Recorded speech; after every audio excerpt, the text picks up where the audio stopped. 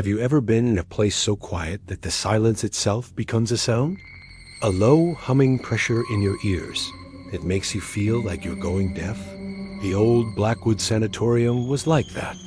It stood on the edge of town, a hulking monument of crumbling brick and boarded-up windows, a place where whispers of electroshock therapy and lost souls were just part of the local folklore. We were young, stupid, and invincible. We thought it would be the perfect spot for a night of thrills. My name is Chloe, and I was the only one who made it out with my voice. This is the legend of the Laughing Echo, and the one rule we broke that cost my friends everything. Never, ever mock a sound when you don't know what's making it. The group was me, my boyfriend Jake, and our friends Maya and Leo. Leo was the skeptic, the joker. Ghosts aren't real, he'd said, puffing out his chest. It's all just wind and rats. We'll go in, get some creepy pics for the gram, and be out for pizza in an hour. We slipped in through a broken basement window just after sunset. The air inside was cold and stale, smelling of dust, mildew, and something else. Something metallic, like old blood and ozone. Our flashlights cut shaky beams through the oppressive darkness, illuminating peeling wallpaper and long, shadowy corridors. For the first hour, it was just us being jumpy, laughing nervously at every creak and scuttle. Then we heard it. From deep within the heart of the building, down a hallway we hadn't yet explored, came a sound. It wasn't a moan or a chain rattle. It was a laugh. A child's laugh, clear and bright and full of genuine joy. It was so utterly out of place that it was more terrifying than any ghostly wail could ever be. It echoed down the hall, sounding like it was bouncing off the walls of a playground, not a decaying asylum. We all froze. Maya gripped my arm, her nails digging into my skin. "What was that?" she whispered. Leo, trying to reclaim his bravado, scoffed. "Probably just a bird or something." Wind through a pipe. The laugh came again, closer this time. It was unmistakably a little girl, and she sounded like she was right around the corner. "See?" Leo said, a nervous tremor undermining his confidence. "It's nothing." And then he made his fatal mistake. He puckered his lips and let out a high-pitched, mocking imitation of the laugh. "Hey, see? I'm a spooky ghost. Come get me." The moment his fake laugh died in the air, the real one stopped. The silence that followed was heavier and more menacing than before. It was a listening silence. We stood there, not daring to breathe. Then, a new sound started. A soft, shuffling drag, like something with long, awkward limbs, was pulling itself down the hall towards us. And it was learning. It started with Maya's voice. "Leo, I'm scared," it whispered from the darkness, perfectly mimicking her trembling tone. Leo spun around, shining his light behind us. Nothing. Then it used Jake's voice. "This isn't funny anymore, man." The voice came from an empty patient room to our left. We broke. We ran, a blind, panicked sprint through the labyrinth of hallways. But the thing, the echo, was always there, always just out of sight.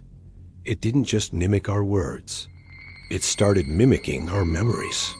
It used my voice to call out to Jake, repeating a private pet name I had for him. It used Leo's dead grandmother's voice to call him home for dinner. It was pulling the sounds directly from our minds, learning us, studying what would hurt the most. It cornered us in the old hydrotherapy room, a vast space filled with cracked porcelain tubs. Our flashlights darted around, catching glimpses of something moving in the periphery. It was low to the ground, its limbs long and jointed all wrong, like a spider that had learned to walk like a man. Its skin was a void, a blackness that seemed to absorb our light. It had no face, just a smooth, featureless expanse until it chose to speak. Then, a wide, lipless mouth would split open, revealing nothing but an endless black hole inside. "Jake," it whispered in my voice, sweet and loving. "Hold me." Jake, terrified and confused, took a step towards the sound.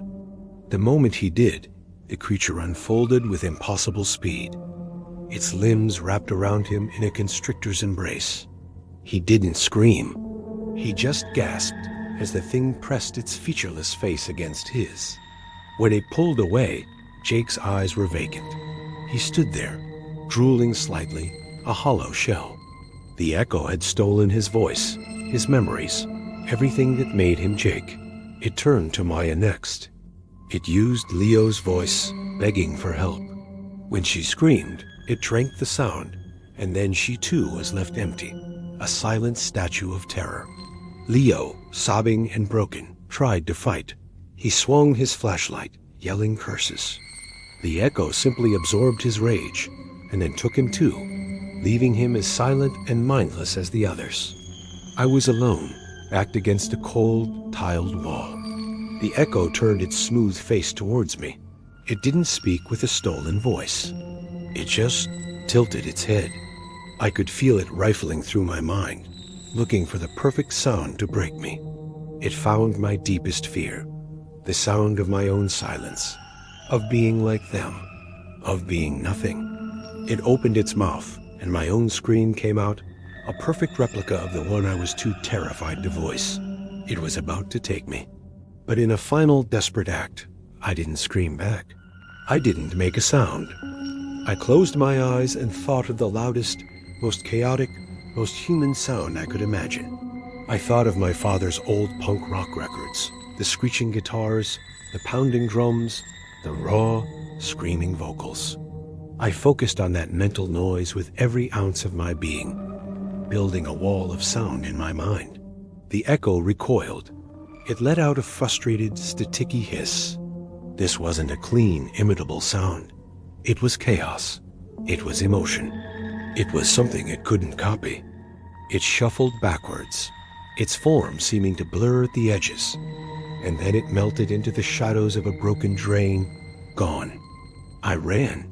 I left my friends there, standing in that room, their minds wiped clean. The police found them the next day. The doctors call it a rare shared catatonic psychosis, triggered by extreme fear. They are alive, but they're empty. They don't speak. They don't respond. They are silent monuments to our mistake. The laughing echo isn't a ghost. It's a parasite of sound. It feeds on clear, distinct noises, voices, laughs, screams, and it uses them to learn how to mimic a soul so it can steal it. It's still in that sanatorium and in 1,000 other quiet places, waiting for someone to make a noise it finds interesting. So if you're ever somewhere too quiet and you hear something you can't explain, for God's sake, be silent. Don't call back. Don't mock it. Just run. Because if you give it a sound it likes, it won't just haunt you. It will study you. It will learn you. And once it knows the sound of your soul, it will never, ever let you go. I post this as my confession and my warning. Share it. Let my story be a lesson in silence.